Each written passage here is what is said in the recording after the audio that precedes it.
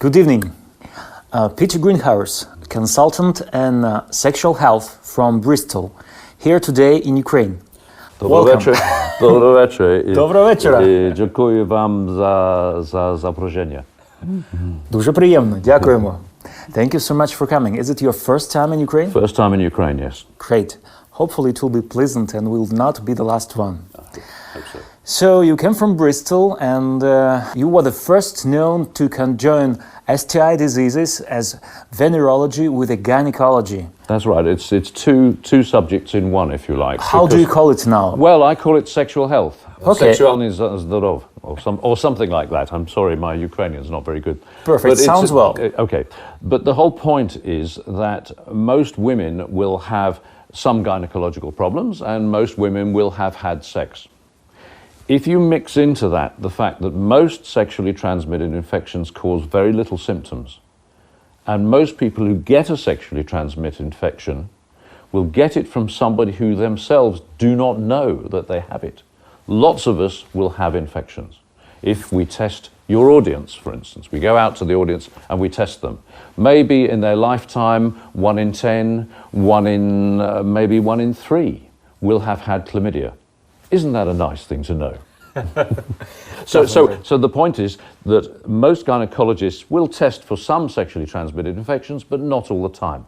And there was a time when most people practicing venereology had no experience of gynecology, and the women fall in the gap between the two. So it was necessary to put the two subjects together. Also, it's much easier to sort out the contraception at the same time as checking for infection. It's simply logical to do it. Okay, I've got. So according to your opinion, all the problems in gynecology, they came from a situation when two people, considering themselves healthy, meet together and... Well, not all gynecological problems are due to sex, but for women under the age of 30, most of the problems they get relate to the problems of sexual activity, the problems of needing to have contraception, the problems of having pain with sex or period pains. So they relate either to hormones or to infection.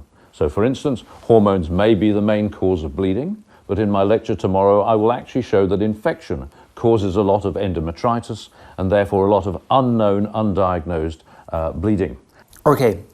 Too much interesting questions still to discuss, Yep. but not so much time. Yep. Tomorrow we'll have a full day and we'll have a lot of interaction and a lot of communication.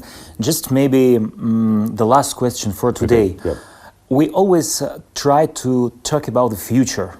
So what is the future, of relations between STIs and human race? Who will win? The problem is that now we are starting to lose the antibiotics, the infections are starting to win, but also it's our own human behavior that is increasing the rates of infection. And once again, I've shown about the mobile phone, the rates of changing a partner, but it's also societal breakdown. One of the most tragic things that affects rates of sexually transmitted infections in any population is war.